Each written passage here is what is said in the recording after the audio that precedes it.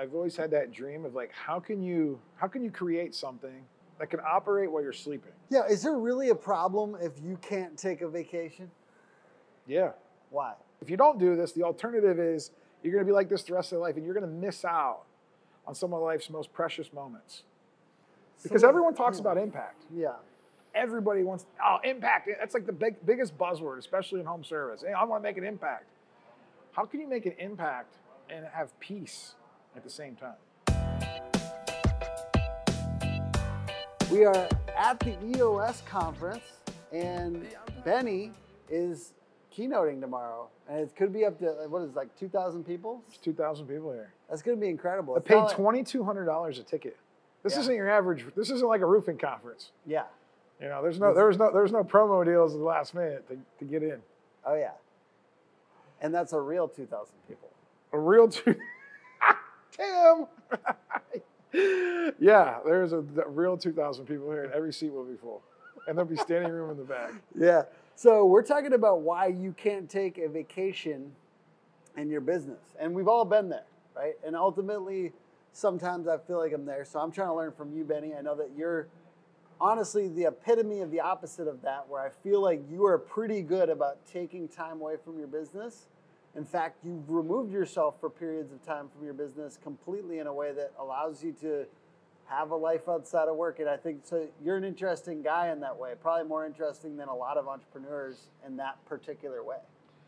Well, that was kind of always my goal from the beginning, I would say. I've always had that dream of like, how can you create something that can operate while you're sleeping, or can operate like while you don't actually have to be there? Because I saw so many entrepreneurs, whether it was on my journey before entrepreneurship or even in it, to where people would just, they literally work, they actually work harder than they were when they were an employee back in the old days. They never stop. I see these old guys that are working until they're 85. They can't ever retire. Whenever they do, they die. Like, it's you don't get to be out here in San Diego. Sunny San Diego, baby. For a conference, by the way. Can you believe that Eric Richardson gets to roof here and live here and like just beautiful? Oh yeah, and dominate SEO in his own little local market? I mean, this is the dream. He's another great example. He could also be talking about this a little bit.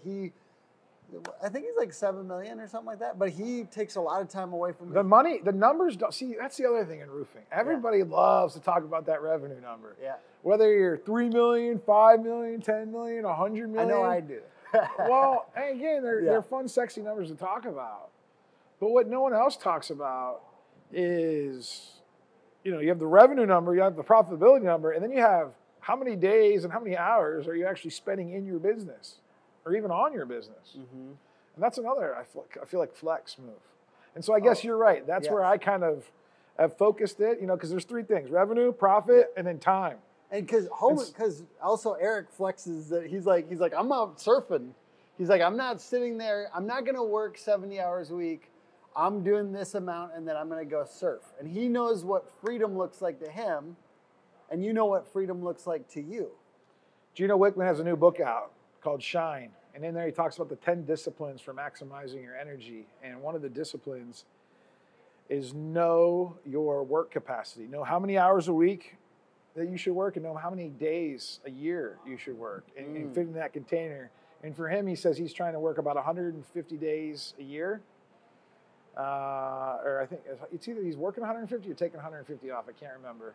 But then he's only trying to work like 40 hours a week or 50. Or back in the day, like a lot of us, 80, 100-hour work weeks, you know, working every week, not taking a vacation. So one of the reasons I've resisted this idea traditionally is because I'm on LinkedIn. I don't know if you've ever signed in to LinkedIn, but some of these people on LinkedIn have lost it completely as far as like this idea that they should not. They're basically like entrepreneurs in the amount of freedom that they want, but sometimes it just gets exhausting to hear how basically this idea of not wanting to work. And I just don't want to be that guy. So it's not work. So like here, so make no mistake that when I say that I only work 2 hours a month right now on Big Fish, you know, we haven't talked for a while. I'm down to 2 hours a month of where I check in and just get the numbers, see how everyone's doing, check in on the people. I do quarterly meetings, but that's it. I don't want you to think that I'm not working. Because I'm still working. It's just I'm working on different things. Yeah. And they're not necessarily all big fish contracting. I have other passions. I have other purposes in life. Yeah. I think we all do. Even as employees, we have other things that we wish we could do. Sure. You know, but the day-to-day grind, you know, paycheck to paycheck, it doesn't allow us to be creative. And so for me, I just spend my time working on other things that I enjoy and that I love. And so part of that EOS life is do what you love, with people that you love, make a huge impact, be compensated appropriately, and have time for other passions. And EOS, Entrepreneurial Operating System, the book Traction by Gino Wickman, both of you and I are on this traction system for our business. Just to give a basic for people that aren't super aware of EOS and traction, I am drinking the Kool-Aid. It's orange, it's tasty. And it brought us to San Diego. Yeah. I'm happy to be here. Honestly, it's been so long since I've been to something for my business. I'm always going to do sales and marketing to acquire customers. But being here, it's just it's nice to be going to something for myself. But let's outline this problem just a little bit more before we talk about some more solutions. Okay. The problem is that roofers and home service business owners in general have this like aversion to looking like they're not working hard, I think. And I think also just like it hurts when you can't step away from your business for a period. Is there anything else that there's just two extremes. Yeah. Right? There's the guys that are working so much, well, they don't have time to post on social media. They don't have time to show you anything. They don't even barely have time to show you the work that they're doing. Yeah. And then you have the other extreme where there are guys that have been able to get out of the grind, the day-to-day mix, and they're just putting on the posters, all the glamorous lives with their wife and families. They're at the beach all the time. They're going on vacation. They're doing everything but roofing or HVAC or whatever you do. Yeah. And so, you know, you just got to be, first of all, you got to be careful on what you're actually seeing out there, because what you're also not seeing is those guys grinding every single day that can't even be on social media to even see what's going on with other entrepreneurs. Does that make sense? Yeah. Is there really a problem if you can't take a vacation? Yeah. Why? Well, because eventually that leads to, and it's not necessarily vacation. You don't have to go to the beach. What you need to do is take time off and do other things. Be more present with your family. Have time for hobbies. Allow yourself to be still, so then that way your creativity can evolve, so that way you can be better at your business when you go back into the box. And so all this is shifting from going into the business, taking a break. Whatever you do during that break, great, but actually do the break. So like on the weekends, if you're supposed to be with your family, be with your family. Don't be texting about business. Don't be checking Facebook. Like, that's something I have a problem with. Well, we all do a little bit. We're recovering, but like being present is the key to everything. See, that's the hardest, for me, that feels like the hardest part, because I do feel like and hopefully this is relatable, so I'm not just doing therapy with Benny right now, but like I have the ability, because I have a good chunk of employees, that they're doing most of the major work. And I've got people in place for sales and marketing now, so there's a lot of work getting done that's on that side and whatever. But I just can't stop thinking about the business and obsessing about the business. And I know it's partly because I'm not that mature in EOS and just like creating big systems in the business that drive everything. I feel like I'm not mature yet, so I obsess. And little things throw me off a lot, but that's like, I don't know, that's just my current dilemma. Part of that's because you're a driven entrepreneur. Yeah. Read the book Driven by Dr. Douglas Brackman, and you'll be able to understand exactly how wired driven entrepreneurs and human beings are. It'll tell you a lot there. The other, it's not necessarily a system, it's more of an inner self thing. It's more of a Tim Brown thing. It wouldn't matter if you were working at Hook Agency or if you're working at Big Fish Roofing. If you quit Hook tomorrow and came to work at Big Fish, you'd have the same issue. Yeah. You'd be like constantly worried about selling your next roof job or managing your next project. You'd be the weekend, the wife and baby want you to go to the zoo, and you'd be like checking in with a customer, or you'd be talking to a customer. Yeah. Because there's something inside of you that happened from the time we were a child till the time we're here now that makes us go, go, go, go, go. Yeah. And we don't feel settled unless we're doing that. Yeah. And so we have to rewire our brain. I mean, we don't have to, because if you don't do this, the alternative is you're going to be like this the rest of your life, and you're going to miss out on some of life's most precious moments. It's when you can get to the point of being still, to let everything slow down. You'll actually have a bigger awareness. You'll be actually able to do more. Somebody told me, and I'll probably get this wrong, going slow is smooth, going smooth is fast. Yes. I can't believe I got that right. I think that's a Marine's like mantra. Sure, but it's true. So I've been doing that. Part of the reason, and it wasn't, I won't give the credit all to EOS, but when I met Brittany, she's into yoga, health and wellness, mindfulness, and because I wanted to hang out with her, I kind of had to enter that world. Yeah. I mean, I've been in a float spa, like one of those like float baths in a tub for like 45 minutes in total blackness. And like, do you know how hard that was the first time I did that? Oh, yeah. It was impossible. 15 minutes, I was like, get me out of here. Because I didn't like myself enough. I didn't love myself enough to be able to just sit there with my own thoughts. So most of us, what creates our success in business is actually a lot of times out of a lack, and it's more of a need for approval. It's more of this competition that we're trying to outperform somebody. We're trying to prove somebody wrong, which, listen, there's a lot of benefits to that. But there's a danger if you just keep going like that forever. It can lead to addiction, lots of other addictions, alcohol dependency, drug dependency, not being able to handle your emotions, bad relationships, divorce at home, also in divorce with employees, right? And isn't it funny that the employee retention rate's the same as the divorce rate? It's about 50%. Think about this. Businesses right now are having trouble retaining people. It's like, I heard a stat the other day, it's like 50%. I thought about this. I said, well, that's what divorce is. Well, no, that's just because of there's no intention going in. And so what happens is the other half, the 50% that stay, that's just blind luck. The other 50% that leave, it just happens because there's no intention. And that's why having core values are so important. Having a good vision is important to be able to attract the right people. Having good emotional intelligence as the leader to be able to manage those human beings and manage that energy. But you're not going to be able to do that if you're constantly in the grind of your business and just putting out fires all day. So I did just recently take a vacation. Maybe that's why I'm thinking about this. Like a real vacation? Yeah, a real one. Like, you didn't use your phone? Okay, I used my phone.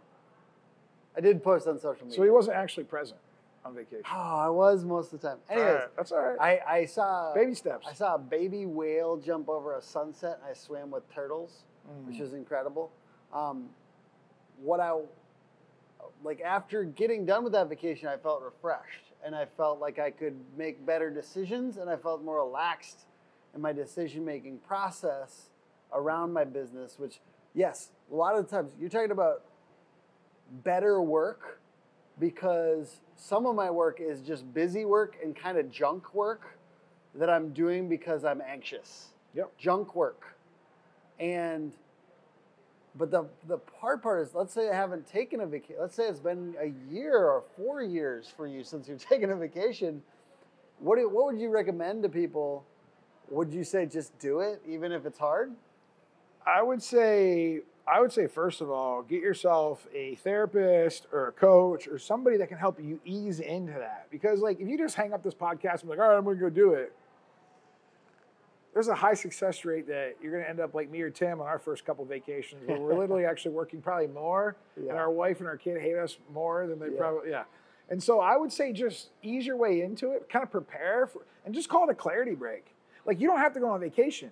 You just have to set the devices down, set the business aside, set the family aside for a little bit, and just get super still.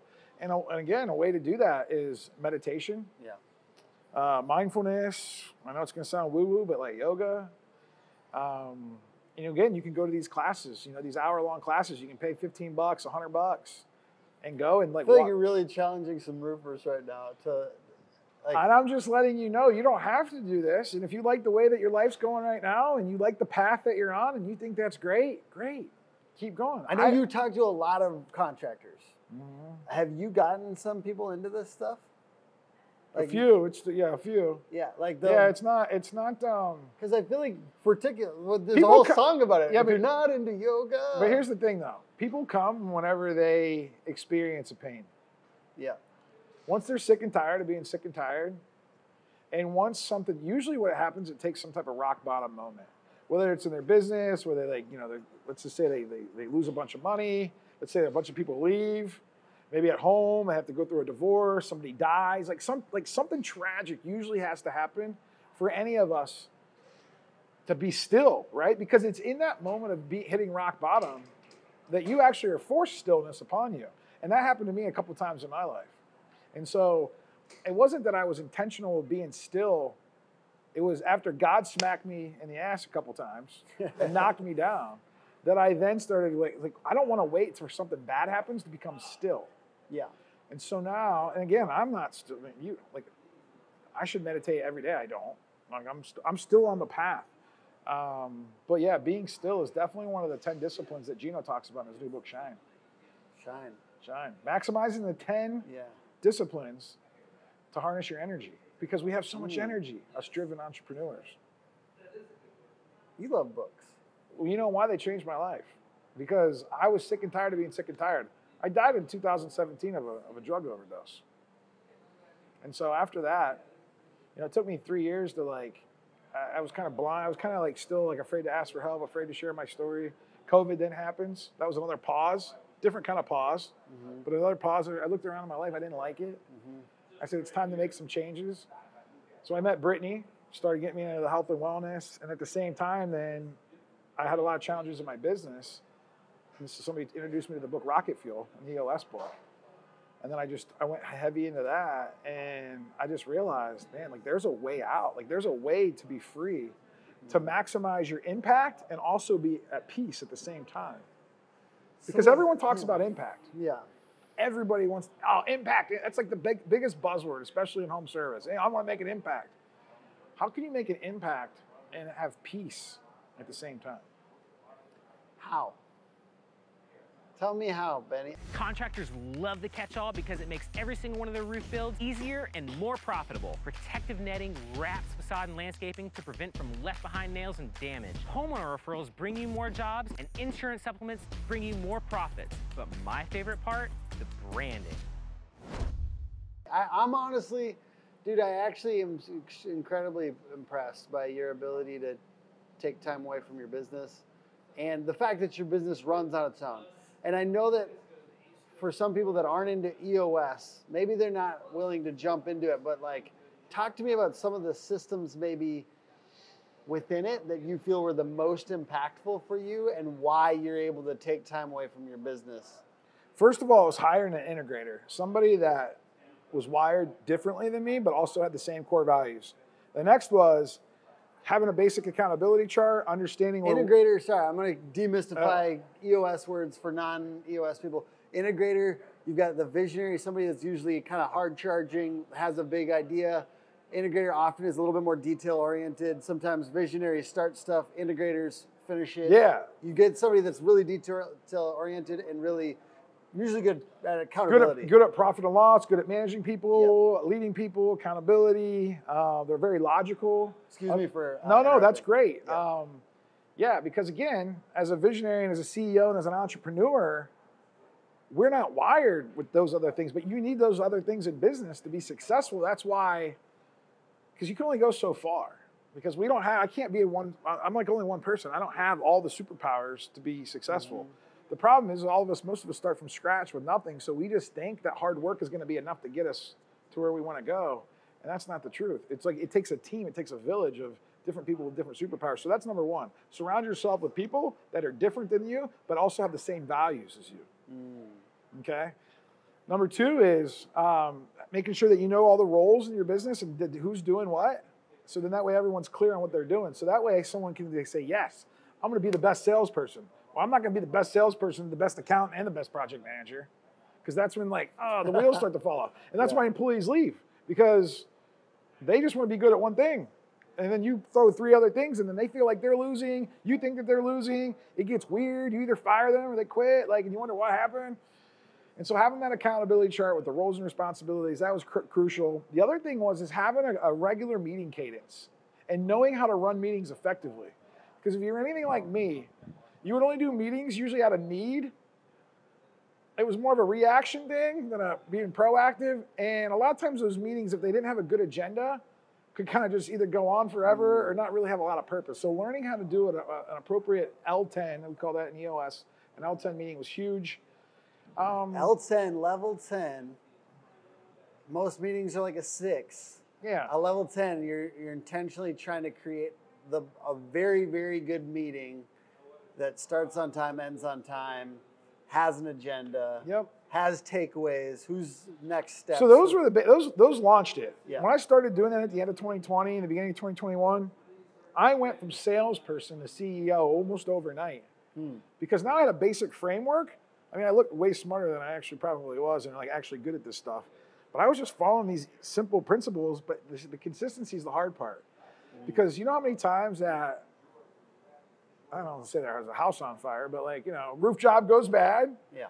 And like, you know, for some reason, I don't want to be the hero because I'm used to being the hero. So then I want to put my cape on and be like, oh, gotta cancel that meeting. Gotta go run in and save the day. No, like nobody's gonna die. Yeah. The world's not gonna end. We're not saving lives here. We're just putting on roofs. We're just installing air conditioning. It's like it's gonna be okay. And then the next thing is learning how to let go and let other people solve those problems. Let them be the heroes. How can we make everybody in our organization have the cape on so we can take our cape off? Let's develop that idea a little bit further here. I want to touch real quick on the accountability chart because I had one little thing to add there. For me, a light tweak on the accountability chart opened everything up. I'll just give my thing. This was like a year or so ago. I was trying to have 7 people on our main executive leadership team and just having an implementer who just said, let's get less people on that and move those to operations. And then you've got sales and marketing over here, and then we've got finance and admin over here. Let's put that bigger meeting into the operations department and then have only 4 of us on the executive team. That one tweak, it seems like so little, but that one tweak really helped our systems a lot and made everyone better because you're delineating out responsibilities. Because I was having 7 people worried about profit, or like I was having 7 people worried about higher level money things and like anxious about big existential questions when really they needed to be focused on doing better work. Yeah, a lot of times if your sales manager, your marketing manager, your finance manager, your ops manager, your integrator, these people are always a little bit wired differently than the entrepreneur, the CEO.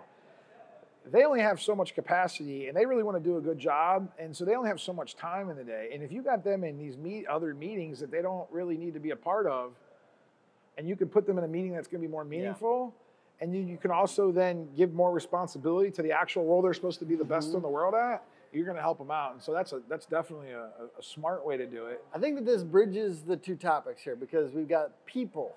We're talking about people and getting great people in these roles and then like enabling your people. And so part of enabling is that org chart, weirdly, because if you take them off of all the things that they really shouldn't be worried about and get them focused on the things they should, they're going to be more effective. Is there anything else that you've found? Ooh, this might be loud. No, our mics are tight to us. Okay. You guys like that little background music? That's just because me and Tim are loving life right now. We're in San Diego. We're having a great time. We have no idea what's happening back home in our businesses right now. All we know is when we get back, our business will still be there. The problems will still be there. And guess what? Hopefully our people are solving those problems. And there will be some development. That's the best part. Like because they'll grow. They got to figure it out.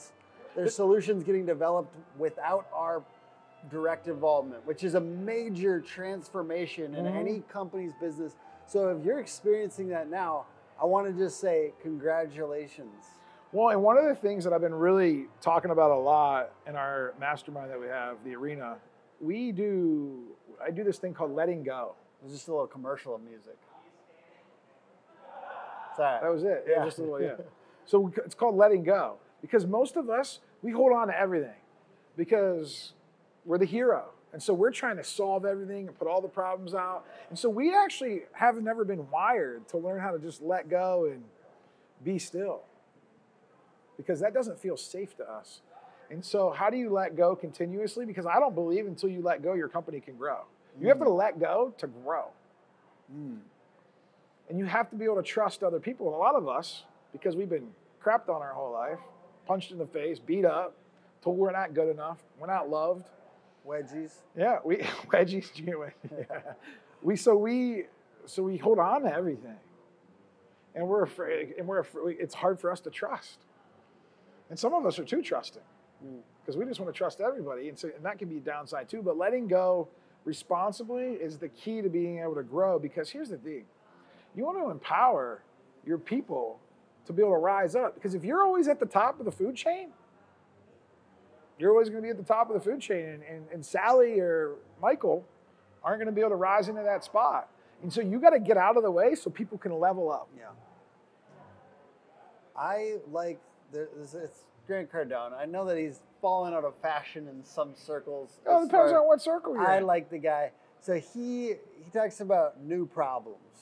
I don't just want those same old problems that I had last year. I want new problems. And I think some of us are addicted to having the same problems that we had last year. We think that that's the business. We think that being micromanaging about project management or whatever that's the business. And if we're stepping out of that, like you said, it's unsafe. It gets boring. For the true driven entrepreneur, solving the same problem over and over again, you're going to get real bored, real burnout, and then you're going to have a need to blow shit up. It's just what we do. We like to just blow things up. Because again, we need a new problem to solve. Yeah. And so guess what? Give those day-to-day problems to somebody else and let them champion that and be like, hey, Frank, guess what? You're now in charge of solving every single job site problem. You should call me 1 out of every 20 problems if you need some help. And guess what? When you call me, guess what I'm going to say? Hey, Frank. Don't call me. No, I'm not going to say, Frank, don't call me. After 3 times I will, but here's Frank. And I think Dan Martell talks about this in his book, Buy Back Your Time. Here's the problem. 1 problem. Give me 3 solutions, Frank, on how you would solve it. Frank's going to give me 3 different ways to solve it because I want to teach my people how to think critically. Yeah. All right, Frank, out of those 3 solutions, what do you think is best? Based on everything you know about yourself, the company, and everything you know about me, what do you think the best decision is? He's going to say it. Frank, sounds like you've got a plan. Click, hang up. Yeah. And I think once you start to let your people understand how to solve their own problems, and the other thing that I could do is listen, give people a dollar amount. If it's under $500, like certain people, like I have in my company, if it's under $500, dude, you can literally solve any problem. $500, solve it. If it's like $2,500, that's like the leadership team. Yeah. If it's like $10,000, that's the integrator or the COO. And if it's above $10,000, I'll take that phone call while I'm on vacation. And so, but it's going to be different on every business and every level and how comfortable you are. But you're going to realize that it doesn't matter if Tim solves the problem or if Ben solves the problem or if Bia solves the problem or Rob solves the problem. As long as it gets solved, is it going to matter in 5 years? Usually not. Is it going to matter? Yeah. No matter what they decide, no matter what anybody decides, is it actually going to matter in 5 years? And if you hire the right people and you put them in the right seats, let go, let the magic work, and you hired them for a reason. Mm-hmm. If somebody's not being accountable, well, guess what? Whoever you put in charge to hold the accountability in place, hey man, what's going on? Tell me, and have that conversation. But that's not for us. That's not for us driven CEO entrepreneurs to figure out how to manage people. We suck at managing people. Most of us. And the only times that we're good at it is because you've been doing it for so long, you've gotten so used to it. You probably don't even know, you don't even really enjoy it. It's probably like on the delegate and elevate chart. That's another discipline in EOS. It's probably something that you don't like doing, but you're really good at it because you've been doing it for so long. Give us the quick, what does delegate and elevate mean to you? That just means being aware of the things that you love or are great at, understanding what you hate doing and what you're not good at. That's the top right and the bottom right quadrant. And then there's that don't like, but I'm really good at. So those are the things that you've been doing for so long that you actually got good at, right? Yeah. For you, It may have been sales. Let's just say sales. Oh yeah, because you had to get good at sales because if you weren't like it originally, right. But then you got good at it, but decent. you probably still don't like it. Yeah. You'd rather just get back into marketing. Yes. Right. Exactly. And then there's because that's the trap box. The things that you don't like but you're good at, that's where most of us stay in because we're unaware because we think, oh, we're so good at this. And we wear it like a badge of honor, and it doesn't really serve us. And once we realize that we can take that, and there's somebody out there that really loves sales and they're really great at it, like your girl, Sydney. Yeah.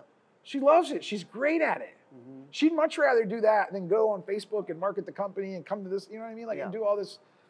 And that's okay. Let everybody find their zone of genius. Dan Sullivan talks about a lot. Find their unique, what's he call it? Unique ability. Yeah. That's a trademark term, I think, in Dan Sullivan's. Dan Sullivan is a badass. Well, he's the godfather to all this stuff. That's he's Gino's teacher. Let's end this with a little like waxing poetic about books and people. Dan Sullivan, apparently he coached so many of the best coaches that so you said Gino Wickman is a Dan Sullivan prodigy or something? Yeah. I think that Dan Sullivan, who not how is a big one. 10X is easier than 2X. 10X is easier than 2X is really good. Be your future self now. Be your future self now. I think that one's just the other author. Yeah, but listen, they did that book together. You know why? Why? Because Dan Sullivan owns Benjamin Hardy in that world. Oh, okay, cool. Yeah. Well, but Benjamin Hardy is a beast too. But Benjamin Hardy is the guy that knows how to write everything down, be scientific about it. Dan Sullivan's like us. Yeah. Like he understands the concept, but he doesn't know how to explain it all. So he partners with Benjamin Hardy to be able to write all the books. The gap in the gain. Gap in the gain is the principle. Often entrepreneurs are in the gap, meaning they're looking forward to their vision and they're kind of frustrated that they're not getting there as quickly as they want to.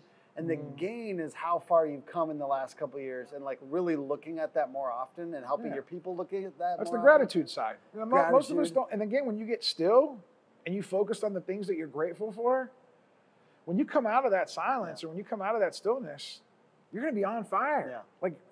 For good things. But Dan Sullivan's the visionary. Dan Sullivan, so he is really good with these concepts. He calls them intellectual shortcuts.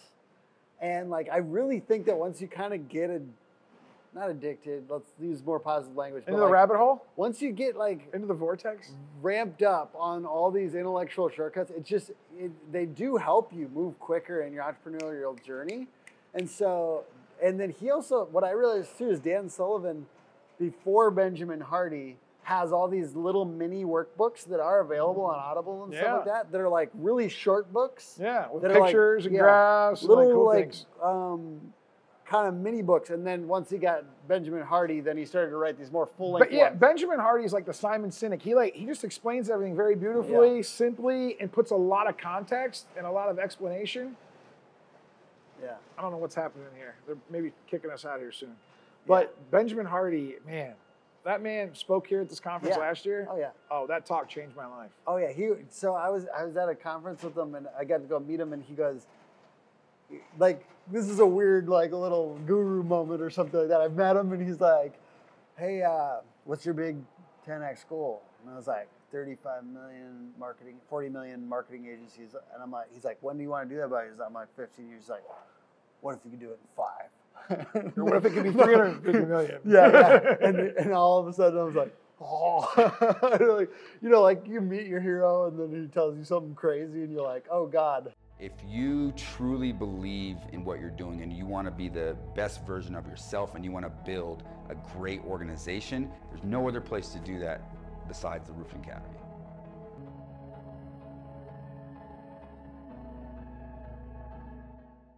Well, here's what that does. So in 10-year thinking is the first discipline in the 10 disciplines from the Gino Wickman book Shine that I was telling you about. That 10-year thinking, having those big goals gives you new problems to solve. So let's just say you're an entrepreneur right now listening to this and you're doing $1 million a year, which is awesome. It's a lot of money. You're doing great. You're making more money than you did at your last job or maybe at your last business that you had.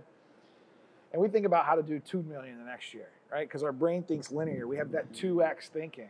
So then we start to solve problems for $2 million. But what if I told you needed to go from 1 million to 10 million, 10x? The way Grant Cardone talks about it's really fast, and there's not a lot of tools and discipline. Did he take that from? Well, I don't want to say he took it. I think he might have. But 10x did a lot of damage to a lot of us. I think Just 10x without the strategy and without the how behind it, and the understanding of the philosophy. It's like we're chasing this, but like without focus. Does that make sense? Yeah. So Grant Cardone's great. 10x thinking is great. No, I'm so happy I got introduced to it. But it's 10x with guidelines and boundaries. So then that way you're solving problems. You're not just working harder. Because when you read Grant Cardone's 10x, you just want to go out and work harder. Yes. He doesn't talk much about who, not how. Yeah. And like you need to find a bunch of who's. He just says, go out and crush it. With that smile and those great teeth. Like he's a handsome man. No, he's great. I'm trying to get him on this podcast. He's great. And so that's why. I'm trying to get him on this podcast. And he'll come one day. I think if you got Grant Cardone and Benjamin Hardy, oh man. Oh yeah. Because here's the thing. It's just a refined version. It's taking Grant Cardone's like hustle and big ideas, and then just putting some, what do you call them? What did you say that Dan Sullivan calls it? No, the little intellectual hacks or. Oh, intellectual shortcuts. It's like taking Grant Cardone's 10x, bringing some intellectual shortcuts, and then also a belief of stillness. Listen, here's the deal. You have to fix your path. You have to be reborn. That whole trauma that's holding you back is going to hold you back from going forward. So you have to kind of deal with this past version of yourself. You got to figure out who you want to become that person now, and then go. Dan Sullivan, all this 10x stuff, 10x is easier than 2x. That's by itself is an intellectual shortcut. Who not how is the biggest hack in the world. Who not how is an intellectual shortcut by itself. Yeah. Gap in the Gain is an intellectual shortcut by itself. And then, but like he is the coach's coach, right? Yeah. So, or the visionary's visionary. Yeah. Let's do that. Visionary. He's like the visionary of all visionaries. But so he's got a program called Strategic Coach. Yeah. Where it's like an incubator for all these. Yeah, and like people like Gino Wickman and Benjamin Hardy, like they're all in there. But what I was going to say there with all that, is that he believes you should act like a high performance athlete with you should be taking days off. He's a big days off guy, and he would probably like this conversation around taking some vacation, but like ultimately to get energized. Yeah, it's not necessarily all about beaches and like sitting down. Like you might only go to listen. So when I only do 2 weeks of vacation a year, like actual like vacations, like beach, family. Yeah, I'm like shutting the phone off. Like I only shut the phone off twice, And the other stuff that I do are events, conferences, being passions of mine, right? Like this is fun for me. Active rest almost, yeah. Or like active. But then I also listen. I'm not gonna lie. I take every Friday afternoon off. Like literally, and guess what I do? Whatever I want. I'll go eat sushi for lunch. I'll go get a haircut. I might go do a float spa. Like I'm just chilling. Looks good, by the way. Thanks. Yeah, I've got a big keynote coming up tomorrow morning, so I got to look good. I had a facial yesterday. Nice. Yeah. Didn't get the nails done yet though. A lot of guys didn't get their nails done. Man, I wish. That sounds nice. I mean, I did get my feet done one time. It tickled a lot. I got a podcast where he's here. His name's Mike Lynch. He's a roofer out of Boston. Really? Dude, he's the most funniest guy ever. If you guys want to laugh, you got to get him to get Mike Lynch on your podcast. He's an old school Boston guy. Dude, it'll be awesome. I just want to encourage you. If you're making moves in your business and you're stepping out in such a way that allows your people to do their best work, if you're delegating to elevating, you said something earlier that struck me. It was so simple. It was you need to get out to grow or something like that. You got to let go to grow. You got to let go to grow. And I just want to say you're doing a great job if you're doing that a little bit more this year. I'm proud of you. Benny's proud of you. If you need some help, just DM me or message me. I'm the easiest guy in the world to get a hold of. I heard, what I heard from a guy like the other day that was in my DMs? Yeah. He goes, I never thought you'd respond. I thought you were too busy to respond, or I thought you were like, you're always all over the place and you're doing all this cool stuff. I didn't think you had time to like message me. One of my biggest passions is helping entrepreneurs. because when you can get that freedom back, like your life can change, and the entrepreneurs are the ones that can change the world. And so I'm on a mission to help as many entrepreneurs as possible. I love it. I want to say I'm proud of you, man. I think that the fact that you're doing this keynote is just a really cool climactic moment. And I know that you're going to keep on doing bigger things, but this is like, to me, this is so fucking cool that you're doing this. Just a little spot in the journey, man. Bro, it's so cool. Just a little spot in the this journey. is just a cool moment, man. Yeah, it's cool. You got to. It's cool. It's dope, and you're going to do an incredible job. And thank you for taking some time to be on this podcast. And thank you, everyone, for watching. Podcast is put on by hookagency.com, Hook Agency all over social media. Please like, comment, and subscribe. And Benny, what can people do if they want to contact, or what's your .com? If they want to get in my world, bennyfisher.com. It's pretty simple. Keep it, I got my podcast on there, the Big Fish Cares podcast. We don't talk anything about the roofing business, nothing about home service. We talk about the journey that people have went on, overcoming things, kind of where they're at in their life, just everything but work. And then we have the Arena Mastermind that I partner with your boy Joseph Hughes. Joseph Hughes. Which he's going to be here tomorrow. Awesome. Yeah. The Arena Mastermind. And then I hear that you have a roofing company. What is the .com for that? Oh, thebigfishcoast.com.